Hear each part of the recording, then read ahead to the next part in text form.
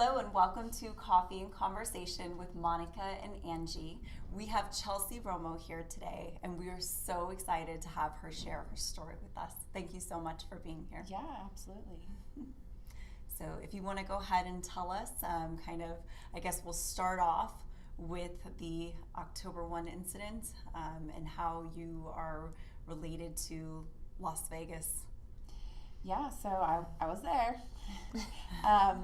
And I was in the front row, and I heard gunshots, and I ducked, and I looked at my friend, and she said, "Chelsea, your face, there is a big hole." I felt up, and then I looked, and I couldn't see. Out of my right eye, it was orange. All I could see was orange. Someone lifted me over the fence, a complete stranger who is now my best friend. Took care of me, held me in his lap, and then got me to an ambulance where I was then taken to a hospital. They told my mom I may not live, that I needed a craniotomy, that I may lose my speech, that I would be blind in my right eye probably forever, if not at least a year. Just a whole lot of craziness. I have a 2-year-old and a 6-year-old, and at the time they were younger. And they came and saw me, and I came home 7 days later. I did not get a craniotomy. I had 6 surgeries total. 7 days after the accident, I was able to see again. They were amazed. I kept defeating all these odds, and they kept telling me, "You're a miracle. This is a miracle. I don't know how this is happening. We have no medical explanation for this, but you can see, and then you can see better than we thought you could see." And then it was, "Okay, we'll put a hard lens in, and with the hard lens, you should have, better vision than what you have now," which was like 20/50. They're like, "But don't get too excited. It's not going to get that, it's just going to be better than what it's at." They did the eye exam with the lens, and they look at me, and they just go, and I go, "What?" And they're like, "We keep telling you you're a miracle and this is crazy, but you're seeing 20/25 right now." So I then was able to drive again. And a lot of it is the day I came home, I was in the middle of a horrific divorce at the time. Back and forth, coming back to us, leaving again. And the day I got flown home from the hospital and got to my home, we got served papers. He was trying to take full custody of the kids and stop child support as of October 1st. So that kind of gave me all the fight in the world I needed. As a mom, your kids are your world, and you just got to do what you got to do to get them. So I got up. I took no pain medication. I, was up taking care of my kids a week later.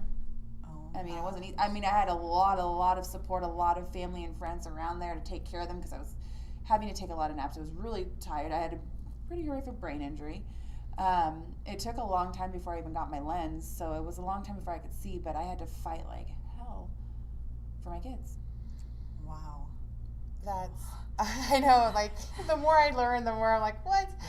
And one of the things that's like, that drew us to you was, of course, you being a survivor of, October 1st and everything, and then now you're, going on shows and you're like really speaking up. But now the more I get to know you and the more I hear you, and it's only been 10 minutes, I'm like, wow, I'm so fascinated. And that's what this show is about. It's really about your story, and it's not that day. There is a before, there's a during, and there's an after, and you're speaking about divorce and all of these other things that happen. And then this happens, and you just kept going. So it's like, you're more than just an October 1 survivor, Absolutely. Right? And do you mind sharing some of the other things that you've experienced in your life? Yeah, that's what me and my friend were just talking about in the car. I was like, holy moly, like, when I say it out loud, it sounds crazier than it really is because I just deal with it on a day-to-day basis. Like, not even being 30 years old yet, I keep telling myself that's because when I turn 30, it's going to be the greatest life. I said, I am going to get happily married. I'm going to have another baby. I'm going to be doing what I love for a living, and I'm going to live the best life. I've got to. Well, I'm going to speak it, pray it into existence because I'm done with this other crap. Yeah. So I just had a tough run. I got into a relationship at 18. I was with my ex-husband from 18 to 28. I knew I wanted to be a mom. I knew I wanted to have kids. I didn't realize I was getting into a very verbally abusive relationship, and it took me until after he cheated on me for the 4th or 5th time and him leaving before I saw a counselor, and they were like, you were verbally abused and you had no clue because you were in the middle of it, and he really messed you up. Wow. And through all that, I had my son, and I was 22. I loved him, best thing ever. We planned for another one 3 years later, and her name was Reagan. I went in for an ultrasound, and they said there's no heartbeat. They sent me straight over to the hospital, and I kept thinking, like, well, maybe they just had a really bad ultrasound machine. Like, let's just hope that's what it is. Yeah. I get to the hospital, they do another ultrasound, and they're like, no, she's gone. So they gave me, I believe it was Pitocin, to push me into labor. And so I was in labor for 12 hours. I tried not to have an epidural because I'm like, I don't want to, just give me, because they could give me pain medication since she was deceased already. I said, no, I don't need it. Well, my son was a C-section, so I had no clue what contractions were. And after, 4 big contractions, I was like, get me that epidural right now. Oh, and I delivered her. It actually snowed in California where we live. It doesn't snow. And it was like a record. Like, it snowed that night. And it only has happened like twice in, I think, like 15 years, like something crazy like that. Like, snowed in like Temecula area. And we call her our snow angel. Like, snowflakes like represent her. Her name was Reagan Shaylin, and they found her umbilical cord was wrapped around her neck and around her arms. I got to hold her, got her cremated. I keep her, and I have a little memory box of pictures of her and her little fingers and her little fingernails, and I have a little urn. After that, I was just angry, just sad and just angry. I'm like, why would God do this to me? I was just angry. And at this point, I already knew multiple times of my husband cheating on me. Things started getting worse, and I started just not being a happy person at all. I gained a lot of weight, and I was just miserable. And finally, I was sitting in my car one day after my husband was just being awful again, fighting with me, just being sneaky, and I just sat in my car and cried, and I prayed, and I said, I cannot live like this anymore. Please make something change. The next day, he called me, said he wasn't coming home, and he never came back. Wow. Through that, he let me know that there was a mom that my stepdaughters played softball with that he was dating. Through then, this was December, so through then until after he came back twice after my accident.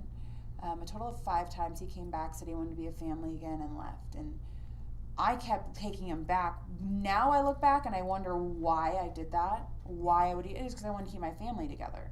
So there was a silver lining in my daughter. I lost her, and on her actual due date when she was supposed to be delivered, I found out I was pregnant with my daughter now, who is 2.5, and she is just amazing. Her name's Blakely, and she is like, my mom says, my pure payback. She is Spitfire, just hell on wheels. This girl has my heart. Like, she is just amazing.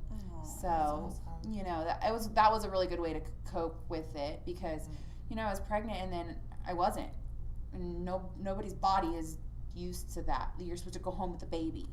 So I craved that and I wanted that, and I'm like, I need, and the fact that she ended up being a girl was just even crazier. And now I have my boy and my girl. Wow. That's awesome. Yeah. And I do think that, like, as you were mentioning, the body going through the actual labor as well.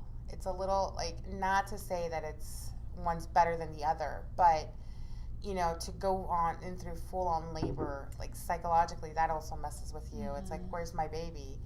And also, as I'm listening to your story, there's a lot of different instances that I would love to share with the audience, in the sense that for me, one of the things that I picked up is, you don't realize what you're going through when you're in it. No. Right? Because there's a lot of us that are embarrassed of sharing our story, embarrassed to say, hey, this happened to me. You know, how could this have happened? And we start to beat ourselves up, right? But when you're in the thick of it, it's so hard to see through it that you, like, in hindsight, you're like, oh my gosh, this is what it is, right? But you know, being in it is You have completely... no clue. Right. If I would have been where I am now in life and seen where I was with my ex-husband, I would have been like, what are you doing? Like, why did you stay that long? It was awful. All of it was awful. Right. I got 2 amazing kids. That is literally it out of it. Which is huge. And that's where something else that I'm hearing is you find these, like, silver linings in everything, right? You have like, to. and- You have to. And is that what got you through all of this? Like, every instance that you've been through? Yeah. It's just my faith and my kids and just having to push through and persevere. And there was a saying, like, I did a news article and something stuck with me, a phrase, not thriving, not just surviving. And that is so true. Like, I don't know, you know, people say, oh, well, after you almost die, you want to, like, live extreme. And it almost is true to a sense. And it's not so live extreme. You just know what you want and you don't question it anymore. Like, I, you know, want to do things with my kids. I know what I want in a relationship. I know what I want out of life. And I'm not going to, like, oh, well, I don't know. Or, oh, we got all the time in the world. Like, we'll just see. Like, no, I just don't live like that anymore. I know what I want and I want to take it by the horns. I want to do it. Yeah, you're fearless. You're fearless. You kind of learn to be, because, like, what are you gonna lose? Sit here and be stuck. And I think that's part of why too, is because the place I was in prior to the accident, and thinking if that were to be where I was, that's not where I wanted to be in life and not what I wanted to show my kids. And so now every day I want to do what I want to set an example for my kids and what I want them to see and how I want them to grow up. And does that happen instantly? What I'm saying is, like, so you go through this tragedy, right, this event on October 1st, and you're like, oh, you know what, this was such a close call, I'm just going to go live life. Or was it a process? Honestly, the first couple months I was home, I was still so looped up and so out of it. I went to go, like, 3 months after the accident, and I bought this shirt, and I went to go hang it in the closet, and I already had this shirt. And I'm like, Mom, like, I already had this. She's like, yeah, you bought it like 2 months ago. I'm like, I must have really liked it doped up, and I really liked it with a clean mind too. So I must have really liked the shirt, you know, because that's how, you know. And there's a lot of things I didn't remember. It was, I mean, because I had a big brain injury, so it really took just kind of sorting everything out. It took a few months. You know, I was just trying to physically get better, and that's what, you know, me and a couple other girls who got injured. Physically, we're talking, and how we kind of all were introverts and kind of stayed and did our own thing and didn't really want to get on these support groups and get on these social media and do all these things. And it wasn't that we wanted to not be around other people or discredit the people who didn't get physically injured, because I think I have so many friends that were there who got mentally injured and had to see things and walk over deceased people and just witness things that I could not even imagine. So that's why I tell my friends, because my one girlfriend is like, oh, well, you went through this. I'm like, but I would never try to discredit what you went through, because, oh my gosh, I couldn't imagine to see what you see and have to live with that every day. I almost thank God that my vision was taken right away, because I didn't have to see any of this. But we were talking, and it's like, I think the reason why we mentally were okay is because our mind was so consumed by our physical injuries that we didn't have the time and the things to let that consume us. Like, we were so focused on living and taking care of our physical injuries, and that consumed us more than the thoughts of the actual event. Yeah, and we were just trying to live. Heal, and trying to make yourself better so you could live again. Yeah. Wow. And again, it's like over here in my mind, I'm like, there we go, another silver lining. And I love that about you, by the way. It's like, you know, you're over here and, like, in the middle of all this tragedy, you're like, thank goodness I had this physical injury, because I didn't have to experience and see all of that. So that outlook is just very inspiring, and thank you. Like I personally, I'm like, that's awesome. Very. You know, I break a nail, my day's ruined, right? So my one girlfriend, it was actually my friend Michelle and my friend Taylor were here right away, and my friend Diana, and my friend Taylor and me, we joke around so much, and she's like, just think about it. It could have been like your nose. Like, you couldn't even have worn sunglasses then. Well, right? I have two eyes. Like, thank goodness. Like, you know, you've got to always think about it that way. Like, I'm here. I can see my kids. I get to be a part of their lives. There's 58 people who don't get to go home to their families. Like, holy crap, I'm going to be thankful for everything. So that's why there's days when I get frustrated or irritated because, like, I still have sutures in my cornea. When I try to put my hard lens on and it gets agitated and I can't wear it so I can't see. And then I think, like, ew, why am I throwing myself a pity party? There is 58 people who don't get to even go home to their families. There's 58 families that lost their loved one, and I'm complaining over my irritated eye. Like, come on. Wow. So that's really how I feel sometimes when I get down on myself. Yeah. Like, I'm here. Wow. That's So incredible. I've got to make the best of it.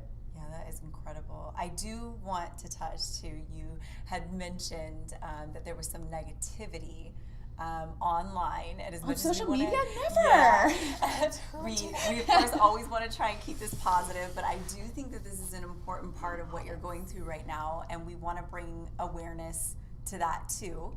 So tell us a little bit about what has happened to you, what is happening to you. So I really just kind of took a hiatus off Facebook. I did an interview for CBS, and they videoed me in the mirror. Obviously, in the mirror, things are switched around, and all of a sudden, all on social media, people are saying it's a conspiracy. Did you see in that video it was her left, and now it's her right? And don't need to defend myself over my personal injuries. It is absolutely ludicrous. So at that point, people get malicious. There's so many cyber bullies because it's so easy to sit behind a computer screen and say whatever you want to say and not have to face the consequences. And 99% of these people that will do this would never say this to your face. And it is really sad. And so I just chose to take myself out of the equation and just kind of, because I didn't want to hear it. I didn't want to see it. I didn't want to hear awful things and people saying mean things about me. I'm just trying to get myself together. And so I just took off Facebook for a long time. Yeah, to get away from it. Yeah. Wow. So, yeah, let's all remember to be nice online. Right, Please. and all the time. That's so like, Yeah. but I yeah, have no clue what people are and going in person. through Exactly. to discredit people, and Yeah, it's just sad. It's Absolutely. sad that people have to be that mean. yeah. Yeah. Do you, as part of like the healing process, do you find yourself just trying to really just completely get rid of any negativity in your life and only surround yourself with positivity? Is that what keeps you going? Yeah, it really is. And I know what I want. I know the people I want to surround myself with, and like that is a saying too. You are what you surround yourself with. So I try to stay positive. I try to stay on the path and around people in that path. And that's the way I most recently described it, is like, here's my path, and this is the direction I want to go, and this is the type of people I want in my life, and this is how I'm going to go down. And if you love me, and if these people are going to be a part of my life, they're going to come into that lane as well. And if they're not coming into that lane, they're just another obstacle, really. Yeah. I have no bad intentions for anyone. I don't want anyone to dislike me, or that was the hardest part too. The girl I actually went there with no longer talks to me, and it breaks my heart. Really? Wow. Her family and my family were all very good friends, and she wanted to talk. She was upset with me, but her mom and dad reached out to my mom and dad to talk, and that bothered me, because I'm like, we're adults. If something I did bothered you, I would expect you to come to me. So the parents got together and spoke, and I guess she was upset at me for not reaching out to her. And that really bothered me, because, she was a big part of everything. We went there together. She got shot in the arm, and we were supposed to, this is something we go through a grieving process together. And she got upset at me and said that I didn't hear her side of the story, and that she needed me those first couple months, and I wasn't there for her. And I apologized. Obviously my mind was not in the right place. But it almost gave me closure as well, because honestly, to know that that is the only reason she is deciding to cut me off and end our friendship is because I didn't reach out to her. Yeah. And me knowing that I was in no place mentally to do a whole lot, and to know that is, because I asked her again recently, and that was the closure I got, is she said that is the reason why she can no longer be my friend. I said, I'm sorry, I love you, I'm forever grateful for what you've done for me, because she made sure I got to safety. She saved my life. Aww. And I hope maybe one day she'll come around, but I at least got the closure I needed to know that I personally didn't do anything to hurt someone. Yeah. Because that bothers me if I did. I don't ever want to hurt anyone. That's never my intentions. Yeah, I can only imagine just all of the emotions that, anybody who was directly involved with that day. I mean, even us, I know I had hundreds of friends that were there, especially living in Las Vegas, and watching the Facebook lives of all of our friends in the city was really hard. This is the first time I've ever teared up on my show, by the way. And a girl that I partied with actually in junior high and high school was one of the 58. And she was here. I went to school with her in California. And just to see, all of my friends hurting from that, it just makes me emotional, and I wasn't even there. I cannot imagine like what you and what your friend went through, and I hope that you guys heal more, who knows what tomorrow is going to bring, but I can only imagine. And I'm so inspired by you and your story, and I am so happy that you shared it today. Yeah, and one of the things too, it's like there was a ripple effect that happened, right? As you mentioned, like obviously those that were up there and close and fully experiencing the event, and then those of us who were on the sidelines and affected by it in different ways. But going back to you, one of the things that I love that I heard is that you're like, yes, I went through this, but I'm not going to negate your experience and whatever it was, whether, it's not up to me to determine what your damage was in this situation. And I think that's very big of you, because you could very easily turn it around and be like, well, I lost an eye, or I have, Yeah. But what good is that going to do? Right. Yeah. And so that's like that message, I think, is what's carrying and transcending is that it's like, what, like, I'm not here to judge you and whatever your experience was. Like, I'm just here to share my story, and this is how I deal with it. And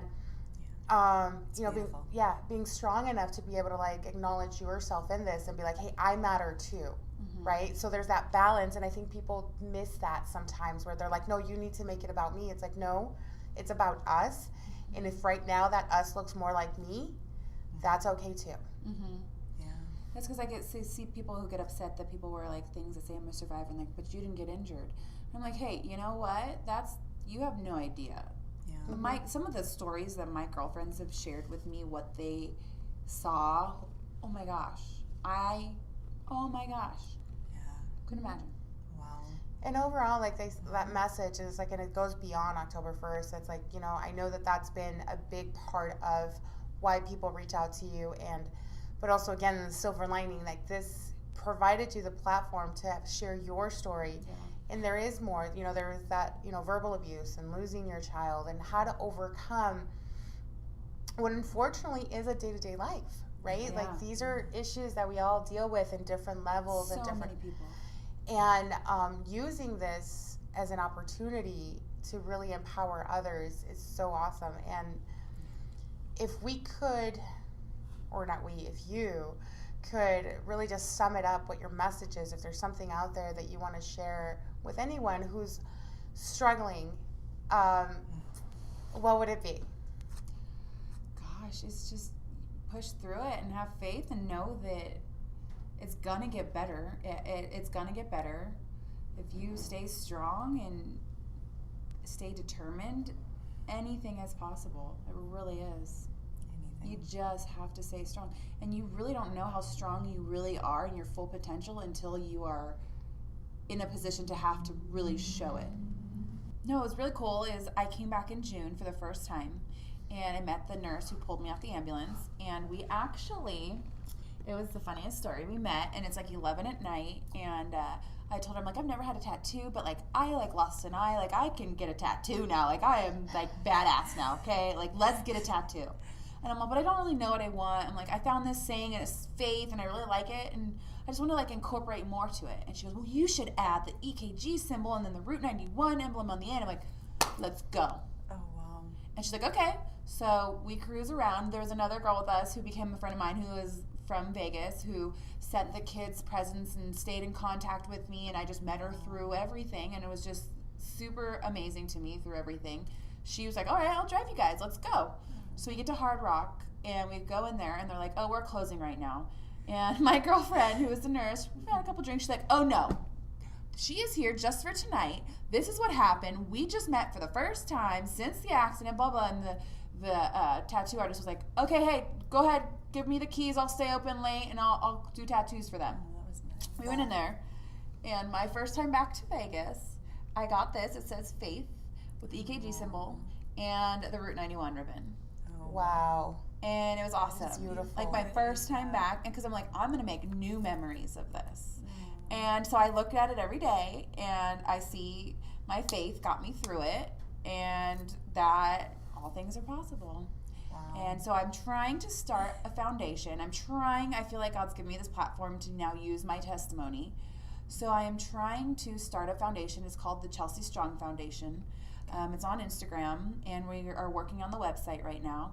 And I just, through everything, I've had so many women reach out to me and told me that I've inspired them. And it's so humbling and it's so amazing because I'm just trying to keep my life together. And so if I can take anything from this and turn this around and help anybody through anything and help in any way I can and just be there for people through traumatic events. And because sometimes when it's easier to have someone who can relate, who has been through something else. Yeah. Like after my stillborn, people, would try to tell me they're sorry. They would try to, I'm like, yeah, I get you, it's really nice, but when there's someone who's like, I've been through this, I know that feeling, it's just kind of different. Yeah. And I think that's why a lot of people from Route 91 have come together and become like a huge family. Yeah. Because that is all something we all can relate to that nobody else has experienced.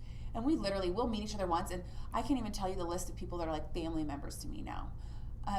One called me yesterday, invited me VIP to Lee Bryce, and I'm backstage with them. And the other girls, they brought me a flannel that said Country Strong Route 91 on the back. Like, we are like one big, tight-knit family. So I would love to start speaking. I would love to start this foundation to help people through traumatic events, to let them know, like, you're not alone, and it sucks, but guess what? Like, you can get through it. That's the whole theme of our show, is you're not alone. And that's why how we created fun. it. Yeah. Ooh. As soon as you said it, I'm like, chills. Yes. That's cool. That's amazing. That really is. And I encourage you, just sitting here in your presence, you are a strong person. You've been through so much. You have such a positive attitude that it's definitely inspiring. And I encourage you, take it all away, because you are definitely going to help a lot of people on your journey. And I'm going to follow you on Instagram. Yeah, Instagram. On Facebook. right? Yes. No, and for me, it's like when I hear your story, it's I have little quotes and sayings, but one of the big ones that just came up and jumped out is your ordinary is extraordinary. So like, just keep going and know that you have it. And any way that we can support you in your cause and in this foundation, if you could also share with our audience, like, where we can find you and what we can do for you to really get you going. Well, for now, we're still trying to get things up and going and getting the right resources. And so right now we just have the Instagram. It's Chelsea Strong Foundation. And you can reach out through there, messages. There we go. And get things going that way. I'm trying to get a website up and going. I'm just trying to get things in order to get things off the ground so I can start helping people. Amazing. Awesome. Awesome. Thank you so much, Chelsea, for Yeah. being on our show and sharing your story with us. I know Never that I'm shared inspired. everything with anybody, so I'm like, Well, whoop. thank We you. are It all honored. kind of came out. We are honored, Yes. and I can't wait to share this. You're amazing. I'm inspired. I know that I'm definitely not going to stop thinking about you, and we're going to do everything that we can to help support you too. Oh my gosh, So thank thank you. you so much. In any way we can, really. Yeah, and come back and visit us anytime that you're in Las Yes. Vegas. Yeah, some good coffee. Yes. Thank you. Perfect.